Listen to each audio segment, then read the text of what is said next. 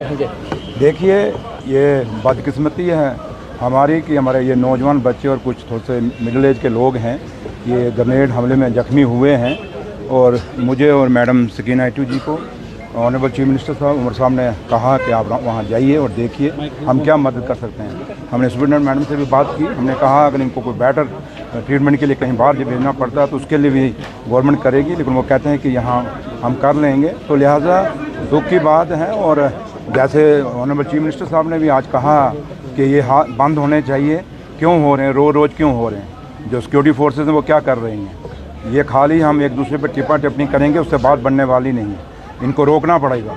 और आतंकवाद के ख़िलाफ़ हम लोग हैं। नेशनल कॉन्फ्रेंस ने अपने वर्करों की, अपने लीडरों की कुर्बानियाँ दी हैं और हमेशा हम लोगों ने कभी नहीं चाहा कि जम्मू कश्मीर के हालात ख़राब हों। और आज भी हम चाहते हैं कि जम्मू कश्मीर में अमन आए, शांति आए। और हमारे लोग जो हैं, जैसे आज नौजवान बच्चे, पढ़े लिखे बच्चे हैं जो यहाँ ज़ख्मी हुए हैं, और दो ऐसे हैं जो अभी ऑपरेशन थिएटर में हैं।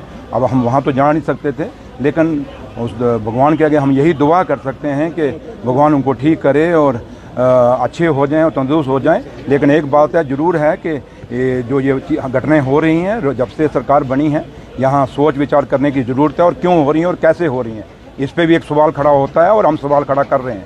तो सिक्योरिटी एजेंसीज को देखना पड़ेगा कि कैसे हो रहा है और कैसे रोकना है इसको, क्योंकि रोकता हम खाली एक बयान दे देंगे उससे बात बन जाएगी नहीं, आपको एक्शन लेना होगा। तो लिहाजा उम्मीद करते हैं कि ये इस जम्मू कश्मीर के अंदर ये आखिरी हादसा हो, ऐसे हादसे हो ना हो। मैडम सकीना से कर ली। एक तरफ से आप सवालात भी कर रहे हैं, दूसरी तरफ से कह रहे हैं कि इस तरह के वाक़यात रोकने चाहिए, तो कैसे रोक सकते हैं? मैंने वही कहा, सिक्योरिटी फोर्सेज को रोकने चाहिए। क्यों नहीं रोकने चाहिए उनको किस लिए है, किस लिए उनको हम लोग यहाँ खड़े हैं? क्या खाली तमाशा देखने के लिए खड़े हैं कि हमारे बच्चे जख्मी हो जाएंगे और हम देखते रहेंगे? ये कभी नहीं होने देगी ये सरकार, क्योंकि हम चुन के आए हैं, हम नॉमिनेटेड नहीं हैं, हम इलेक्टेड लोग हैं।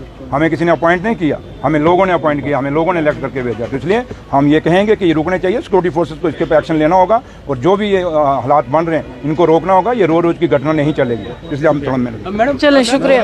एज ए हेल्थ मिनिस्टर क्या कुछ आश्वासन आपने इनको दिया है, किस तरह की रिलीफ सहूलत इनको मिलेगी?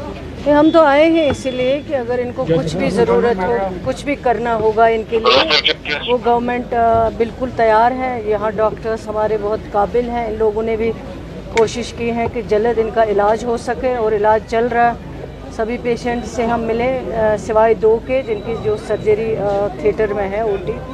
तो इसलिए हमें जो भी पॉसिबल करना होगा वो हम ज़रूर करेंगे, ताकि हम भी जाने बचा पाए। नंबर्स अगर जानना 11 जी।